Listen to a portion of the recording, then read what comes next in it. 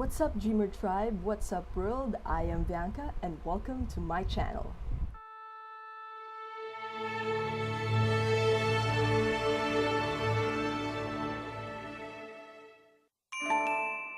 So for today, we are going to talk about this game. I'm not sure if you can see it clearly. It's this Dawn of the Breakers. So it's for the Nintendo Switch.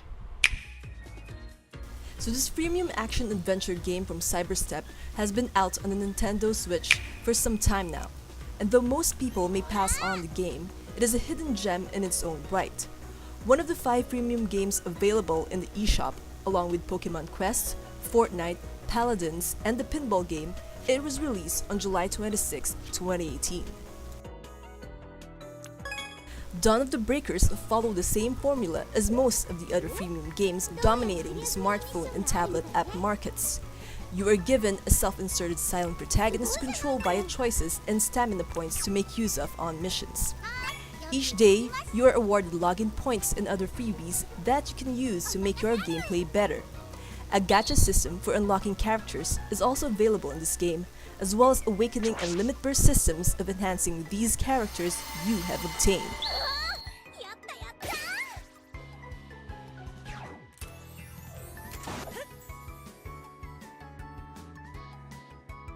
I believe sets this game apart from others of its kind lies within the gameplay mechanics that is found upon selecting a mission. Starting story missions puts you in a board game-like map, complete with a spinning roulette that determines where you land. In this map, you can end up battling enemies, obtaining collectible tokens, items, and characters, as well as viewing events that can otherwise remain hidden unless you land on their respective tiles. These events give you a better overview of the characters that is glossed over in the main story. Each event also gives a choice. Answer poorly and you would have missed the opportunity to 100% the map during that run.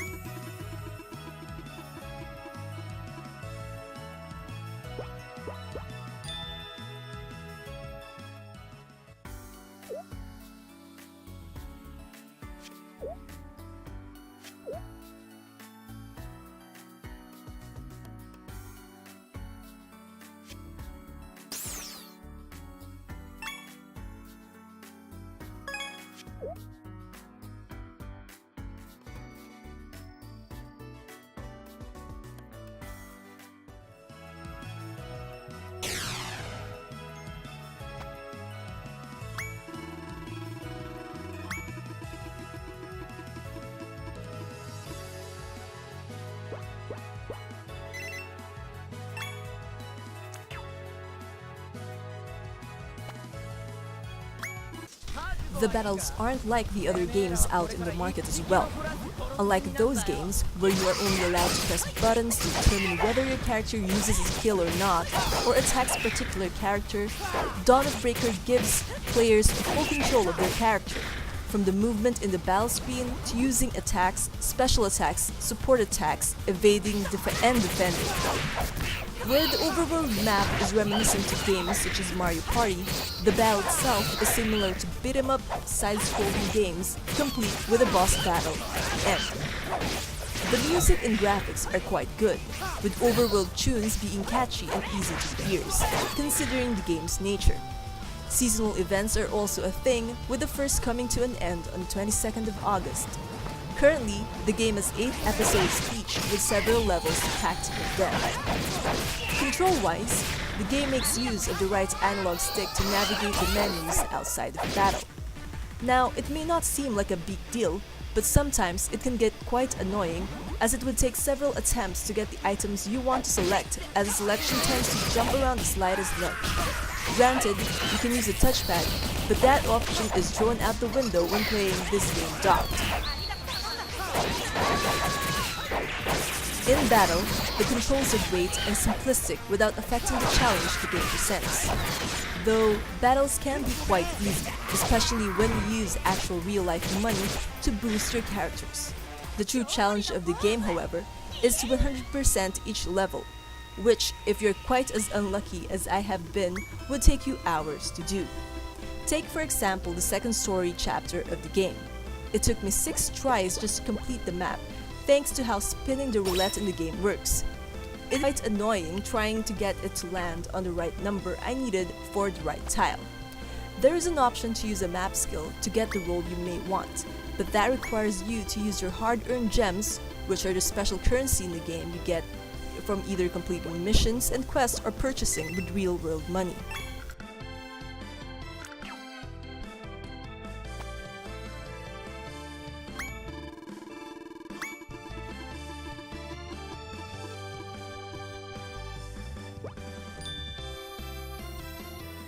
On to the not-so-good parts of the game.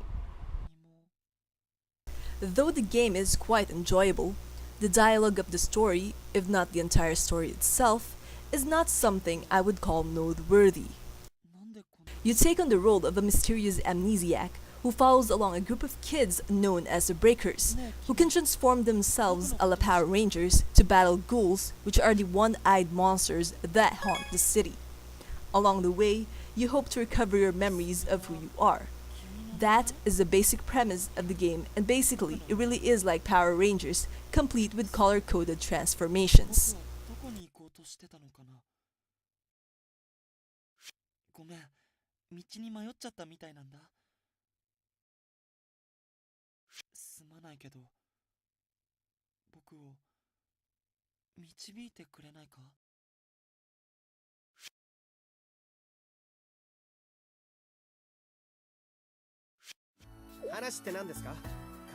The characters, though quirky and sometimes lovable, tend to be generic. You have the energetic, temperamental leader in red, the cool and collected wise one in blue, the best friend of the leader in green, the pink one who wants to be popular, the yellow one who is elegant. You know, you get the picture. The dialogue, which carries much of the game's story in its visual novelesque delivery, can get repetitive and the delivery is questionable.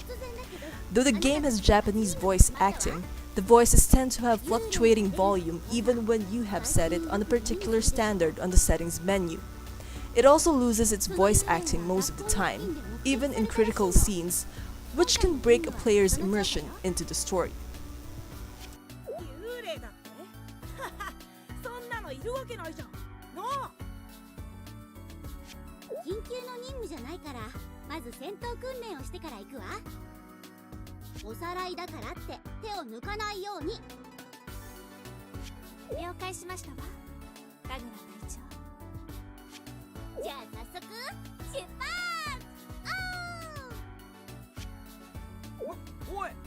Though I haven't unlocked everything in the game for myself, I know that there is an arena mode and a co-op mode in the game.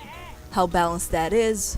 Well, considering this is a freemium and there are people willing to pay to advance and get stronger characters in the game, I would imagine that it is the same as the others of its kind.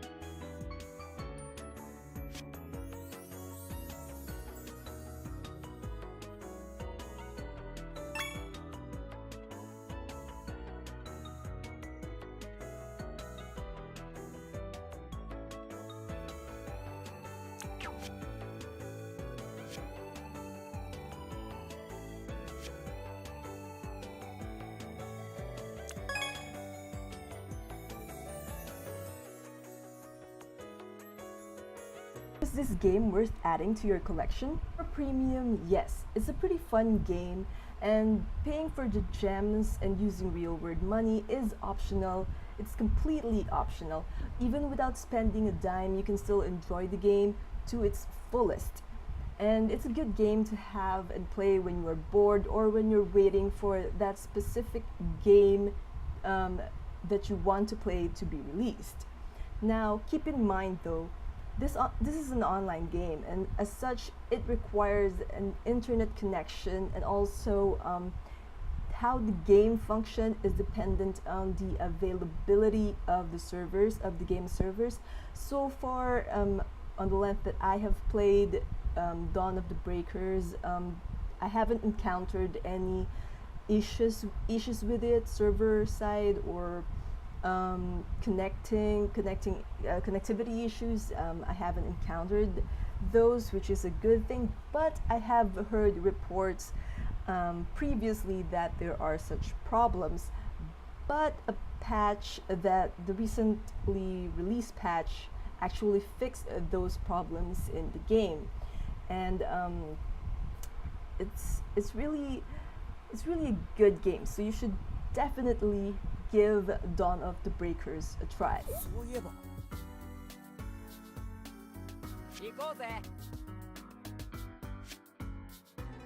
So, what is my final verdict? I'll give Dawn of the Breaker a good 7 out of 10, taking 3 points off for the dialogue, voiceover problems, or bugs, if those are bugs, and the cliched nature of the story, among other things. Honestly speaking, story-wise, Dawn of the Breaker could have been called Power Rangers, with the only thing missing is the Megazord.